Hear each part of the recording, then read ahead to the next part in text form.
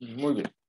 Ahora, de estas dos páginas que le he leído de este capítulo 18 de Sancho Panza, lo que tienen que darse cuenta es el tipo de lenguaje que utilizan el escritor. Les comentaba el día de ayer que utiliza mucho la cuestión del verso. En muchas de las frases que va utilizando, aunque la redacción del texto esté en prosa, así como lo tiene estructurado y como está planteado en el libro, aparece en prosa. En varios momentos en la lectura se escucha la rima que tiene la escritura y además aparecen muchos usos de palabras que ya no son comunes en nuestro español actual, como mencionó ayer su compañero Parra, que era castellano. De todos modos, nosotros hablamos castellano, no hablamos español.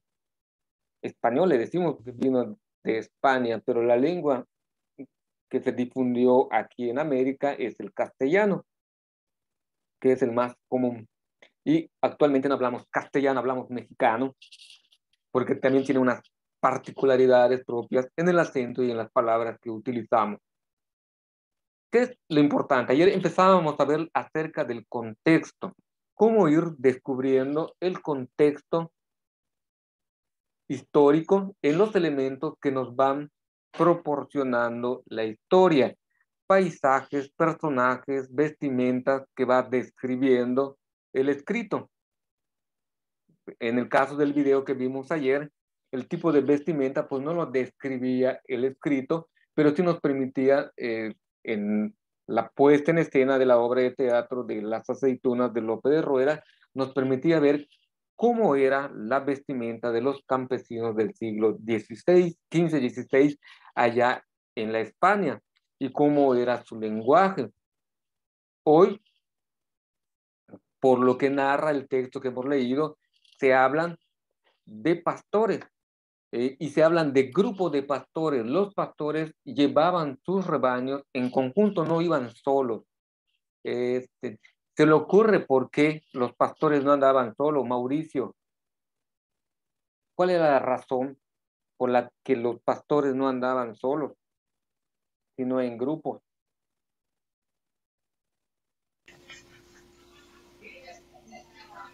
¿Cómo puede volver a repetir la pregunta? Okay. Las manadas de ovejas y carneros eran conducidos por los diferentes pastores, por el grupo de pastores. Hoy en día, para llevar a las ovejas y carneros allá en España, bueno, de hecho, en el mes de marzo existe todavía una tradición. ¿Han escuchado la Puerta de Alcalá? Puerta de Alcalá de Henares en España. Lo he escuchado, pero no sé qué es. Hay una canción que se llama así, la Puerta de Alcalá. Existe esa Puerta de Alcalá, pero es una puerta que permitía el paso de las manadas de ovejas de un lugar a otro. Cuando los pastos de la zona invernal se agotaban, pasaban a los pastos de la zona primaveral y a la inversa. Cuando los pastos de la zona primaveral se agotaban, pasaban del otro lado las ovejas, atravesando la ciudad por la Puerta de Alcalá. Hasta hoy en día se sigue manejando la cuestión de las manadas.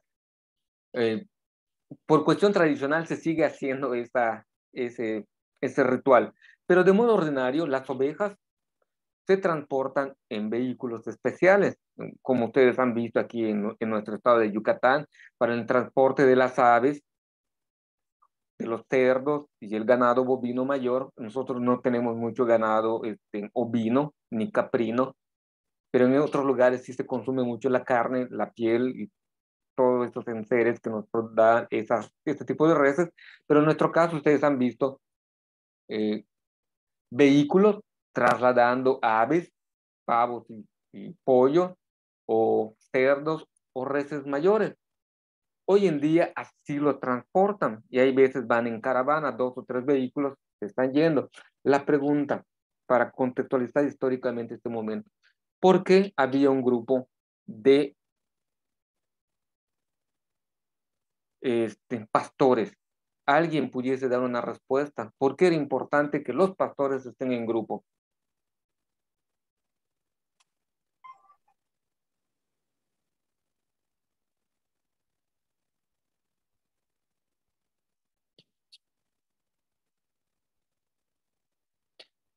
¿Qué sucedió con Don Quijote? ¿Qué fue lo que hizo Don Quijote? Agarró su lanza y empezó a lancear a las ovejas. ¿Qué hicieron los pastores? Inmediatamente se pusieron a defender los rebaños. Existen los salteadores, no sé si han escuchado esta palabra, salteadores de camino, que le ponían o se escondían en el camino detrás de algunas rocas, de algunos árboles, en alguna encrucijada de camino, se guardaban y cuando estaban pasando los mercaderes y en este caso los pastores, salían para robarles sus productos o robarles el ganado. Y por eso los que eran dueños de las manadas contrataban a un grupo de pastores y no solamente uno, para que puedan cuidar al rebaño. Y nos van mostrando de este modo una práctica que ellos tenían en ese periodo. El tener grupos grandes de ganado para que haya muchos pastores y juntos pudiesen cuidar al rebaño de los ladrones y, y también de las bestias salvajes como son lobos y también hay osos en la zona de España que atacaban a los rebaños de ovejas, pues ellos lo cuidaban de esto. Nos describen los campos, es muy hábil don Miguel de Cervantes de cómo nos va describiendo una colina, abajo de la colina un valle donde existen los pastos, donde estaban las ovejas, te describe cómo son ese ambiente campirano, el balido de las ovejas, el, los árboles, y en toda la historia de Don Quijote de la Mancha va narrando cómo era ese espacio, tiempo, el espacio y las costumbres de ese periodo histórico. Hay que leer con cierto detenimiento para ir notando esos pequeños detalles que nos va presentando la obra en sí misma, aunque parezcan pequeñitas, pero te pueden ayudar a entender mejor el texto que estás leyendo. La biografía que les pedí nos sirve también para saber qué tipo de vida tenía el escritor. A don Miguel de Cervantes se le conoce como el Manco de Lepanto, porque en la batalla de Lepanto, el 7 de octubre, recibe un arcabuzazo en la mano y la pierde o la queda tullida o inservible. Y estamos hablando de un periodo de guerra y en eso también podemos conocer el tipo de armas y las situaciones que pudiesen tener. En la biografía de don Miguel de Cervantes también aparece que un tiempo fue esclavo, fue detenido y fue un esclavo de los musulmanes, pero lo lograron rescatar. ¿Qué elementos debemos considerar? Valores. ¿Cuáles son los valores que se detectan en la obra leída? Lean un pasaje, un capítulo, un fragmento de la obra que están trabajando, llámese Divina Comedia, Romeo y Julieta, Hamlet, Galatea, la Galatea, cualquiera que sea, lean un fragmento y vayan descubriendo o respondiendo estas preguntas. ¿Qué valores detectan? ¿Qué temas se desarrollan en la novela? Temas del campo, temas de la ciudad, estudio, costumbres, tradiciones. Eh, Describí cómo son los personajes, qué características tienen. Por ejemplo, en ese de Quijote de la Mancha, él es un caballero y Sancho Panza, su escudero, es un campesino. Hasta en el modo de cómo le habla a él, cómo le ponen, existe una distinción en el habla de Don Quijote, que es muy elegante y muy rebuscado, y en el habla campesino de Sancho Panza. Ustedes vayan viendo cómo son los personajes, cómo hablan, cómo los caracteriza el autor de la obra. Y mencionar qué avances existen.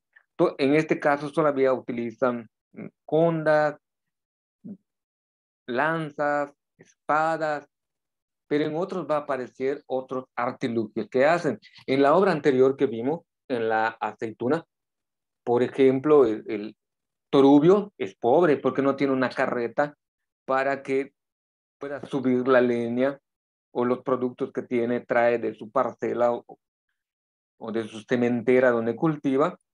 No tiene una carreta, no tiene un animal de carga. Aunque sabemos que existe, podemos notar que él es pobre porque no lo tiene. En esos pequeños detalles, en lo que dice y en lo que no dice, podemos ir notando los avances y las técnicas que van utilizando sin querer en esa obra de las aceitunas. Te van diciendo cómo se planta un olivar. Te dice más o menos el espacio que debe haber entre una y otra planta, una para acá, otra para allá. Y si algún día ustedes han visto algún olivar, los olivares pues tienen una ventaja de que no tienes que sembrarlo necesariamente en las zonas más fértiles de tu terreno, sino puedes utilizarlo como el que va a marcar o delimitar tu terreno, como una especie de, cuando han viajado, no sé si han viajado la Mérida Campeche, en Mérida para Campeche hay varios espacios donde si ustedes miran hacia la ventana pueden ver los árboles de lo que nosotros conocemos como ciruela, que realmente no es ciruela, es otro tipo de baya que tiene otro nombre, pero lo conocemos como ciruela. Están sembrados alrededor de los terrenos donde ellos siembran sandías, jícamas, calabazas y elotes, pero todo el terreno está demarcado con las ciruelas, que en su debido momento, en la época de la ciruela, lo cosechan ellos en esa disposición. Lo mismo servían los olivares, iban cercando los terrenos de los productores y en la época de cosecha, pues ya cultivaban ellas sus aceitunas.